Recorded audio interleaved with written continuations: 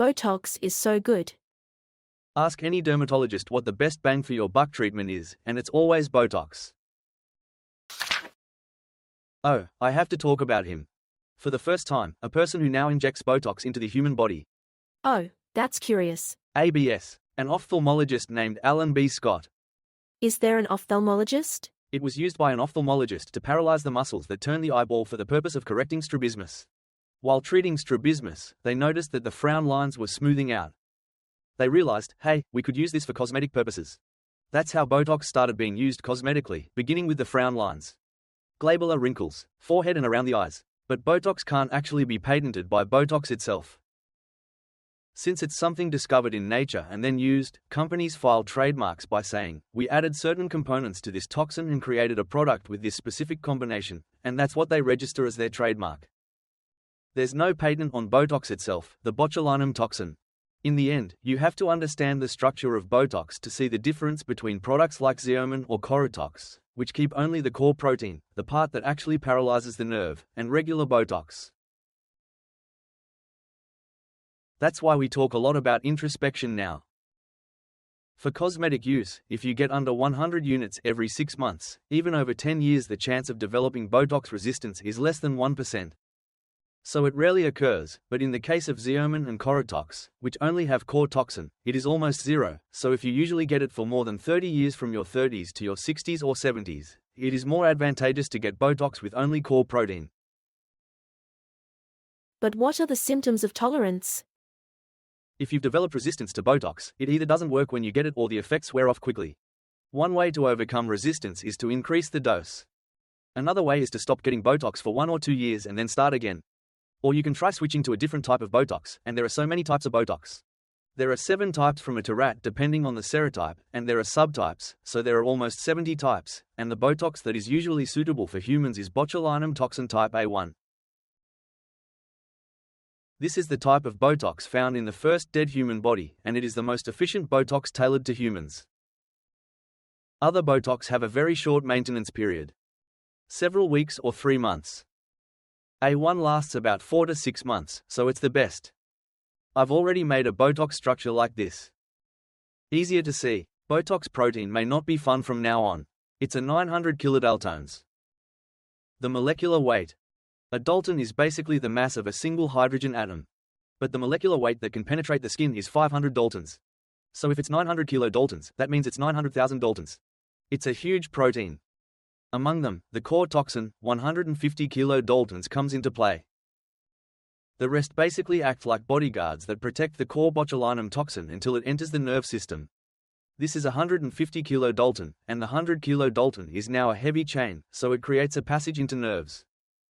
So once it creates a channel, the 50 kilodalton light chain goes into the nerve and acts like a pair of scissors, cutting the proteins needed for acetylcholine release and blocking the nerve from secreting it. This is what we actually need. So Xeomin and Coretox are the ones that contain only the core toxin. High-tox still includes the other accessory proteins. It contains both the core toxin and the accessory proteins. But the reason it can cause resistance is because it's just too large. It's good for our body's immune system to recognize. Even if neutralizing antibodies form against these, the Botox effect doesn't decrease. Because we give injections. So, it immediately goes to the vital nerves, so as soon as you inject it, it separates like this. Because this protein repeatedly exposes the immune system, antibodies can eventually form against the core protein. So when neutralizing antibodies are formed in the body, the core protein tries to separate and act, but the antibodies immediately capture it and eliminate it before getting on the nerves. That's why tolerance arises. Rather than getting such a large protein, it's not easy for our body's immune system to recognize it because it's small. That's why it's hard for resistance to develop.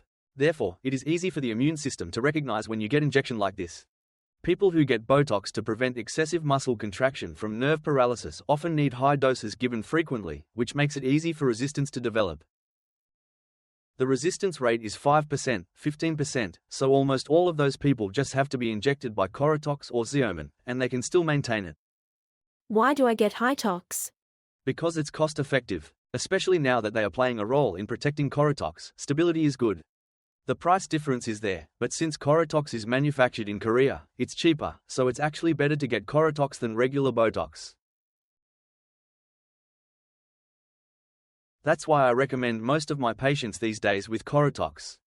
Still, if someone says, my risk of resistance is low anyway and I don't get injections that often, so I'd rather just use a regular product like Hicks, then that's totally fine too. Now, let's talk about more interesting things. Now we have to talk about history. Botox was originally a vicious poison. If you were exposed to botulinum toxin, everyone would die in 3 to 5 days. Is that the drama my love from the start? Did a character put something in the drink? My body gradually loses strength and I can't breathe, which is just a typical symptom of botulinum toxin poisoning. While watching, was the poison he used actually Botox? This is what I thought. Botulinum toxin is now a toxin produced by a bacterium called Clostridium botulinum. It is a toxin that you produce to gain an advantage in competition with other bacteria, and when it acts on the human body, it paralyzes your respiratory muscles and causes you to die. This is usually because Clostridium bacteria themselves, such as sausages, are anaerobic and live well in places where there is no air. There were many cases of people getting poisoned after eating sausages, and the first records came from Germany. In German, sausage poisoning is worst gift, worst is sausage, and gift is poison. That's why it was called the worst gift. Because botulus means sausage in Latin, they were named botulism and botulinum. Then, in 1895, after a funeral meal, so many people died suddenly, and this bacterium was first found in the dead people and the ham they ate.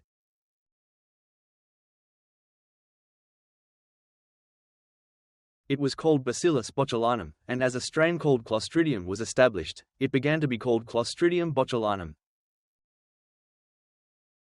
During World War II, many methods of extracting this toxin were developed to be used as biological and chemical weapons.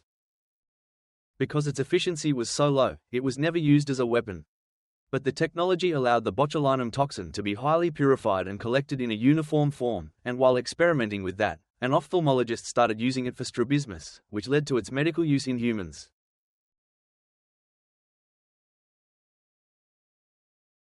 Well, I think I've talked about everything I want to say, but about Botox. Really? Yes,